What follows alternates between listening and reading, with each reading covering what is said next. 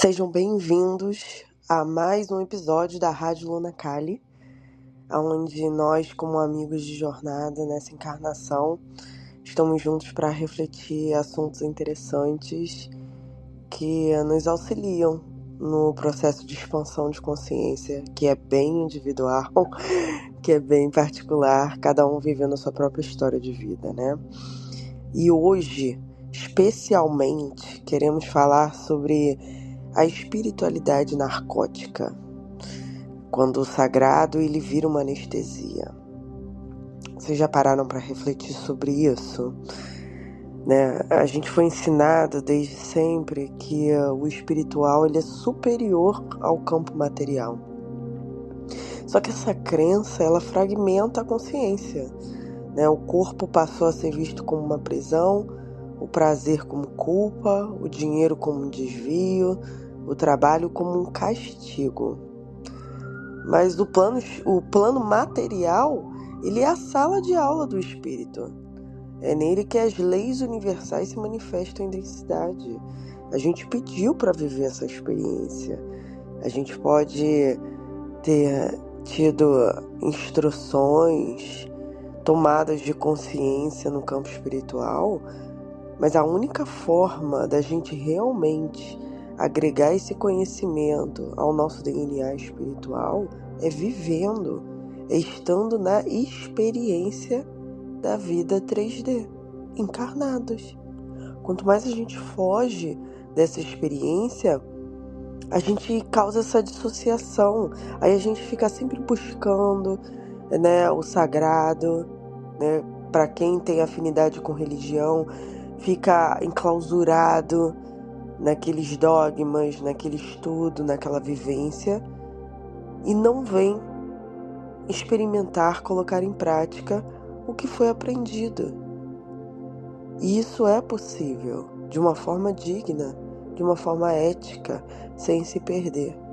Mas assim, é importante, antes da gente tomar essa consciência da importância da vivência do material, é a gente também refletir sobre o seguinte: a nossa encarnação, né, a roupa que estamos usando nessa encarnação, que é esse ego, por exemplo, eu estou encarnada como Andresa, meu espírito escolheu essa roupa de Andresa, escolheu esse avatar. Só que antes dessa vida, eu vivi outras. Estou dando o meu exemplo para a gente poder entender, né, cada um poder se espelhar. E aí, as outras vidas que eu tive, elas foram as experiências mais emocionalmente marcadas, ficaram nos meus registros acásticos. Isso que é um registro acástico, né? Nós somos seres humanos que temos um cérebro límbico, que guardamos memórias através das emoções que sentimos, tá? Essa é a nossa diferença dos outros mamíferos. Os seres humanos têm essa capacidade de ter essa memória afetiva. Então, aquilo que mais me marcou nas outras encarnações, elas ficam no meu registro. E algumas vezes, na vivência do meu hoje, dessa minha encarnação, alguns gatilhos são ativados que me trazem não exatamente a leitura daquela memória, porque a gente desce com aquela memória apagada, né? Às vezes é meio injusto, mas é pra gente viver uma vida mais autêntica, né? Sem tantas influências do passado. Então, a gente vem com a memória apagada. Só que os gatilhos, eles vêm de forma emocional. Às vezes, quando eu me jogo na experiência, por exemplo, para lidar com o dinheiro, que é a moeda de troca desse planeta, eu posso ter um pouco de repulsa, ou eu posso ter medo de ser grande, ou então eu fico naquela generosidade muito expansiva, onde é que eu não entendo que o dinheiro ele é uma ferramenta para eu utilizar na minha vida, mas eu fico distribuindo para todo mundo porque inconscientemente eu não quero ele na minha mão. E se a gente for investigar os fractais dessa alma, a gente pode ter visto em histórias de vidas passadas, uma grande influente memória desses fractais de problemas lidando com essa ferramenta que é o dinheiro. Por exemplo, a gente pode ter vivido experiências onde a nossa família foi desintegrada, né, por causa de brigas por dinheiro, por ganância, por poder. Ou o contrário também. A gente pode ter feito votos de pobreza para aprender a viver sem ser escravo dessa ferramenta que é uma moeda de troca, para entender a caridade, a humildade de uma forma bem vívida na matéria. Então a gente abriu mão de tudo e a gente teve registros emocionais que marcaram demais essa alma, esse espírito. E quando a gente lida com dinheiro nessa vida, isso pode vir com sensações que são fractais, tá? Então, assim, existe esse entendimento e existem técnicas que a gente, pessoas, né, que se especializaram vamos dizer assim, na reconstituição dessa memória, né? Eles organizam essas memórias, conversa, né, com o espírito que está habitando esse corpo, ou então os mentores, né, que ajudam essa organização energética através de técnicas, podem ser mediúnicas, são várias formas, né? O professor Arlindo, em São Paulo, faz isso muito bem. Que você organiza e ali você limpa o seu campo nessa encarnação para você viver uma nova experiência sem ficar refém dos gatilhos de experiências passadas, tá? Uma vez que você organize isso, fica mais fácil você integrar a vida material com a espiritualidade. A vida material não é mais nem é menos. Ela precisa se integrar com a vida espiritual. Porque é o espírito vivendo na sala de aula da matéria. Quando isso fica muito dissociado, a gente se perde e acha que realmente a vida é um peso. E fica naquela sequência, né, de vibração que a vida não presta, o dinheiro ele é um veneno, as pessoas mostram realmente quem elas são, né? Você conhece a pessoa quando ela tem poder e tudo é um grande castigo e você não integra essa consciência de que é necessário que eu viva todas as experiências que me são dadas como oportunidade, porque o meu espírito precisa evoluir. Eu vou viver, por exemplo, uma oportunidade de ser enfermeira. Quando eu aceito essa oportunidade, eu agradeço essa oportunidade e eu me comprometo a viver essa experiência de uma forma ética, digna, espiritualizando meus passos, por exemplo, tendo empatia, compreensão. Aí sim eu estou integrando a espiritualidade com a matéria. Mas viver na matéria é lidar com outros seres humanos que nem sempre estão comprometidos como você está. E isso faz parte. A gente vive em sociedade, a gente veio para evoluir em sociedade. O ser humano é um ser vivo, social. Não tem como a gente viver isolado e querer evoluir essas questões de um ser espírito, né? Um ser espiritual bem integrado. A gente até pode viver isolado lá como os monges, né, como os grandes sacerdotes, mas ali é para você evoluir o seu eu. Porque viver de uma forma ética, iluminada, digna, espiritualizada, num lugar trancado, onde é que todo mundo está comprometido com isso, é fácil. Difícil é você tomar essa consciência, estar comprometido com isso e se jogar no mundo. Vocês estão conseguindo entender mais ou menos o que eu tô querendo dizer?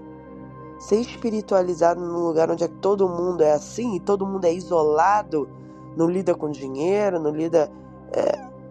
Aí é mole. Mas faz parte, né?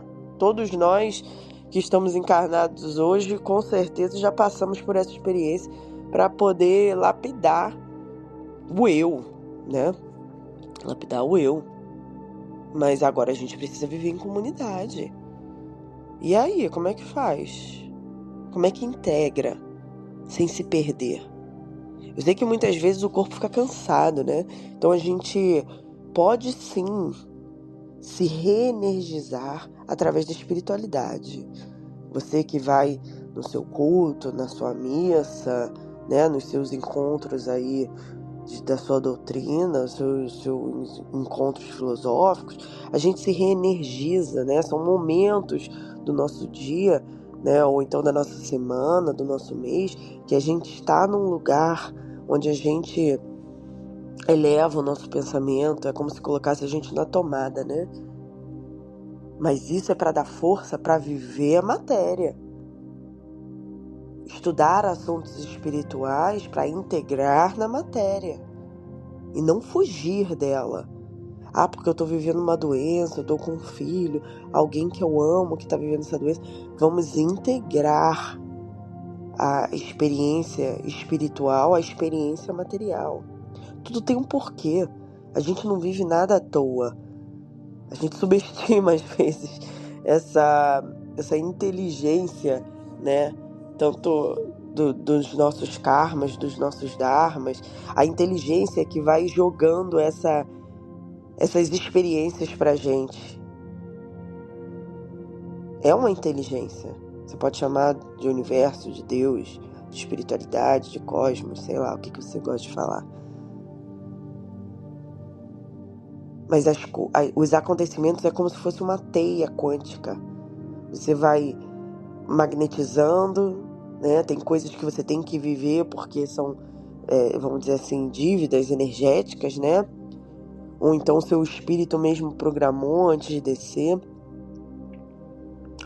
É importante que a gente viva o presente pra gente aprender. Porque como eu disse lá no começo, a vida material, ela é a sala de aula do espírito. Viva! Pra você aprender de uma vez por todas. E não ficar repetindo a mesma experiência em toda encarnação, sabe? Quando a gente foge, né, para essa espiritualidade narcótica, a gente medita demais e age de menos. A gente fala em energia, mas reprime os nossos instintos. A gente busca uma missão, mas a gente esquece do pão, sabe? Como é que faz? Essa fuga cria um campo sistêmico que é uma dissociação espiritual. A gente precisa integrar, trazer, né? Um complementa o outro. O espírito pediu para viver a experiência da vida, da encarnação. Então vamos viver os relacionamentos, vamos viver a vida material. Vocês já perceberam que, por exemplo, eu vou me organizar com uma agenda que seja aí no seu aplicativo do celular, né? Tudo tá mais modernizado, é mais fácil. Os meus afazeres do dia. Aí eu vou lá, me comprometo com isso, né? Eu organizo o meu dia, porque muitas das vezes não é a hora do dia que falta. Falta a organização. O dia tem 24 horas. Então você consegue comer bem, você consegue cumprir suas obrigações, né? A não ser que aconteça algo aí no meio do caminho, mas, né, fluindo tudo certo, você consegue. Então é a organização que falta. A gente fica meio perdido, né? Porque são muitos estímulos, principalmente agora com a internet. É mais fácil a gente perder o foco. Então, quando a gente está presente, né, quando a gente está se comprometendo com uma organização para cumprir aquilo que a gente precisa fazer naquele dia, a gente olha no final, assim, quando a gente vai fazer aquele scanner, né? O que eu fiz no meu dia, o que eu tenho orgulho do meu comportamento, né? O que eu preciso melhorar, o que eu fiz que eu me arrependo, eu perdoo, eu me comprometo a não fazer novamente. Quando você bate esse scanner no final do dia e você cumpriu as metas, naturalmente, gente, nós nos sentimos capazes, nossa autoestima sobe. E aí a gente vai aumentando o nível, naturalmente. Eu fui capaz de cumprir essas tarefas, vou subir um pouco mais. E aí a gente vai se tornando mais capaz, sabe? E a gente está evoluindo o espírito também. Não é só a matéria. Quando a gente olha as experiências materiais, as nossas superações, né? O que a gente está vivendo, se a gente for entender o campo energético, a gente está evoluindo o espírito junto com a experiência da matéria, tá? Quando a gente fica nessa do fugir pro tudo é amor, tudo é perdão, né? Tudo é, sabe aquele fluxo que a gente não pensa, a gente só fica repetindo igual um mantra? Isso é espiritualidade narcótica. Você está usando ela para você se anestesiar. E você não está fazendo isso de uma forma consciente. De uma forma consciente, a gente traz os ensinamentos espirituais para viver a experiência da matéria. A alma só expande quando ela integra o humano que ela habita. Sabe? É a criação de um paraíso ilusório. A espiritualidade, ela vai te entorpecendo. Atua como uma morfina, tá? Como se fossem picos de conexão eufóricas, tá? Aí vem aquele amor universal, aquela expansão, né? De algum conhecimento, mas aí depois vem aquele vazio por falta de ação. Quando você não pega aquele ensinamento, aquela morfina, e transforma ela em energia e comprometimento para materializar nas suas experiências, fica vazia. É como se fosse um coach, né? Porque os sacerdotes, padres, pastores, né? O seu líder espiritual lá, você vai lá naquele encontro, você se enche de energia, né? Aí você tá lá. Às vezes é uma fala, né, que é bem, vamos dizer assim, dopaminérgica, né? Pega você, joga lá no alto, você fica com os hormônios super, né? Estamos aqui, tô me sentindo positivo, tô me sentindo capaz, tô integrado, eu pertenço. Sai de lá, não faz nada, não aplica na sua vida, jogou tudo no lixo. Aí na outra semana você vai de novo, tem aquele pico, né, de energia, sai do culto, sai do encontro, dorme, não aplica durante a semana, aí fica lá embaixo. Aí vem a energia depreciativa, né, o cansaço pela vida, o cansaço de, sabe, não viver a sua história, a sua rotina. A rotina ela é super importante. A gente vive muito mais dias comuns do que dias extraordinários. Você é o que você faz na sua rotina, não o que você diz, o que você faz. Você acorda, qual é o primeiro pensamento quando você abre o olho? O que você faz? Você toma um café, você faz um exercício de respiração, ou você já acorda xingando porque tocou o despertador? Quais são as emoções que fluem na sua rotina, no seu dia a dia? Como você leva? Qual é o seu comportamento? Comportamento psíquico, né? Dos pensamentos. Comportamento emocional, como você sente cada coisinha que você vai fazendo no seu dia. Como você interage com os outros seres humanos que fazem parte da sua rotina. Sabe? Você é o conjunto dessas rotinas. A sua vida é isso. Sua semana é o conjunto dos seus dias. Seu mês é o conjunto daquelas semanas. Seu ano é o conjunto daqueles meses. A sua vida é o conjunto dos anos que você viveu e como você viveu. Então, é importante você trazer os ensinamentos espirituais para a sua rotina. Aplica eles na experiência material. Não foge, não. Não foge por exemplo, da experiência de lidar com o dinheiro, de lidar com a doença, de lidar com a saúde. Se na espiritualidade, né, lá no seu momento espiritual, você entendeu que não cuidar de você é essa falta de amor próprio, traz isso para sua rotina.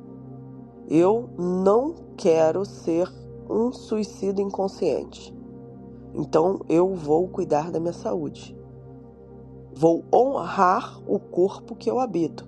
Ele é uma máquina. Se eu não cuido dele, quimicamente, fisicamente, ele vai influenciar a minha vivência. A forma como eu vou construir pensamentos, como eu vou sentir a vida. Por exemplo, vou dar um exemplo aqui.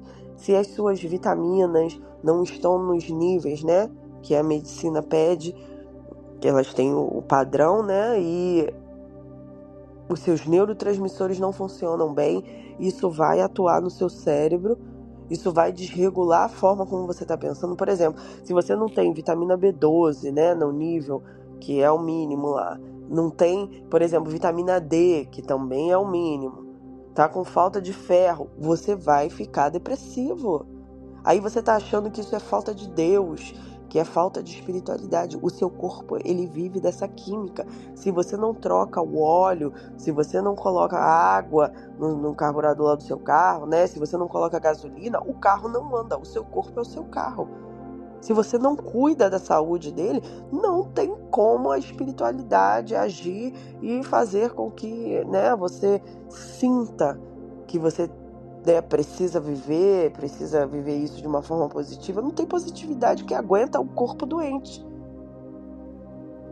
Isso não existe, não tem como dissociar uma coisa da outra. Um depende do outro. Então, para você não ser um suicida inconsciente, cuide do seu corpo, se alimente bem. Ande. O carro que não anda, ele fica parado, depois você tem que dar um jump nele para ele andar. O seu corpo é a mesma coisa. Você tem que fazer exercício. Se você não fizer, as articulações ficam tudo enferrujado. Aí você não cuida da sua saúde, mas fica indo lá no seu templo. Fica se alimentando, se entorpecendo de espiritualidade, mas você não pratica ela. Como é que você vai amar o próximo se você não se ama? E o se amar não é só ficar repetindo como um mantra. Eu me amo, eu mereço boas oportunidades, eu mereço relacionamentos recíprocos. Você tem que fazer, agir e tem que sentir. Os hormônios, os neurotransmissores vão atuar. E aí você vai sentir isso de uma forma mais completa. Então cuide de você, cuide da sua saúde, faça por você, senta na mesa, coloca uma refeição, pega aqueles pratos que você fica guardando para visita e coloca para você, se presenteie, se alimente de boas leituras, de boas músicas, arquive boas emoções, se comprometa a evoluir nos relacionamentos. Eu quero um relacionamento recíproco, eu sinto que eu mereço isso, então eu vou ser a pessoa que eu desejo me relacionar. Eu vou ser amoroso comigo, eu vou ser compreensivo comigo, eu vou ser carinhoso comigo. E aí, naturalmente, você vai magnetizando, né? Vai transformando o seu campo, vai atraindo pessoas diferentes. Quando você cuida de você, naturalmente você transforma tudo que está ao seu redor. Isso é integrar a espiritualidade com o seu dia a dia, com a sua rotina. Vamos evoluir, não tenha medo de ser grande. Se você sente um chamado de uma profissão, mergulhe, se instrua. Quanto mais você vai evoluindo o seu intelecto, naturalmente você vai expandindo e você vai entendendo que um ser humano evoluído é aquele que não acumula certezas. Não acumular certezas é estar aberto a aprender, ter mais conhecimento, evoluir aquilo que você achava que era uma certeza. Você vai, por exemplo, estuda sobre algo e vê que a ciência trouxe um novo conhecimento, um upgrade. Você foi lá e falou assim: nossa, antes isso não era explicado, agora é. Você está aberto a aprender. E aí você vai somando conhecimento num estado de humildade.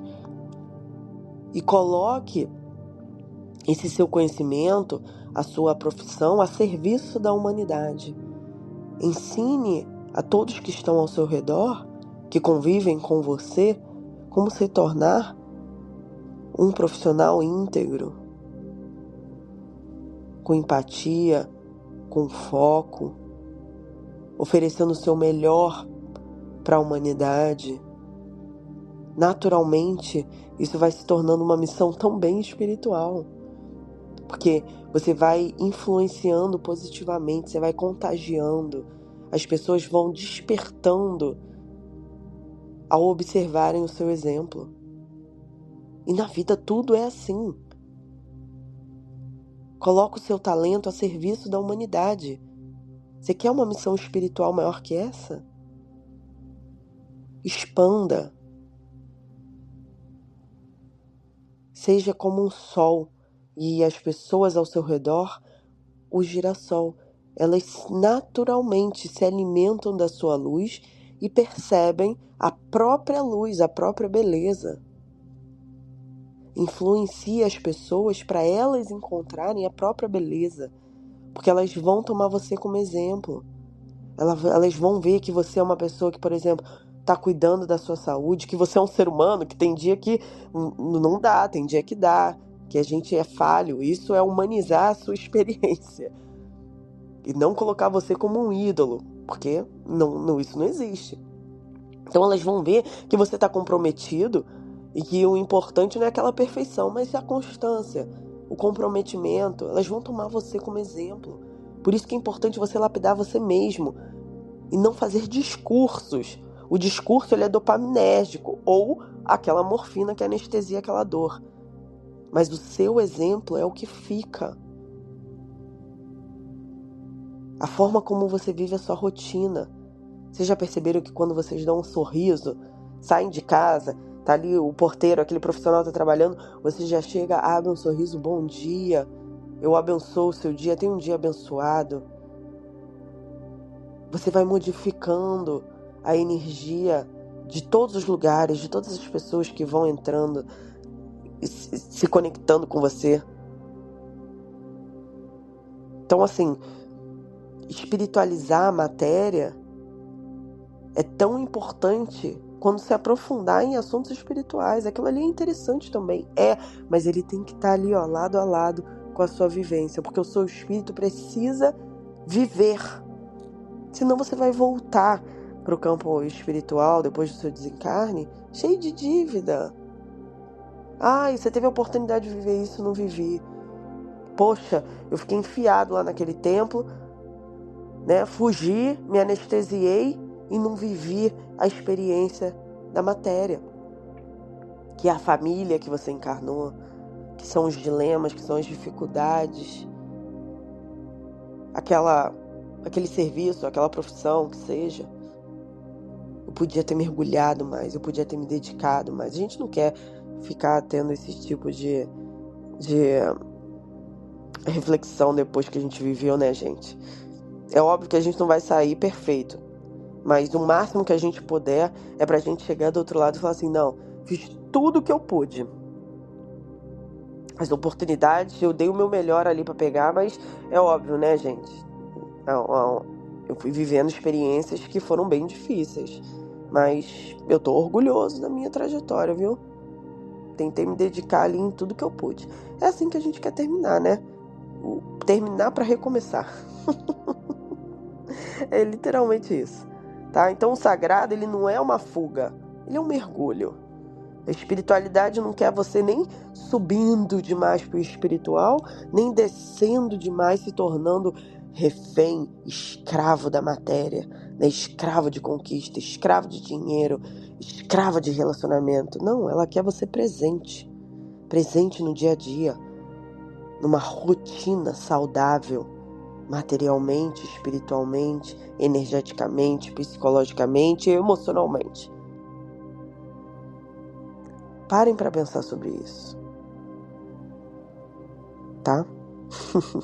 Eu espero ter contribuído para a trajetória de vocês.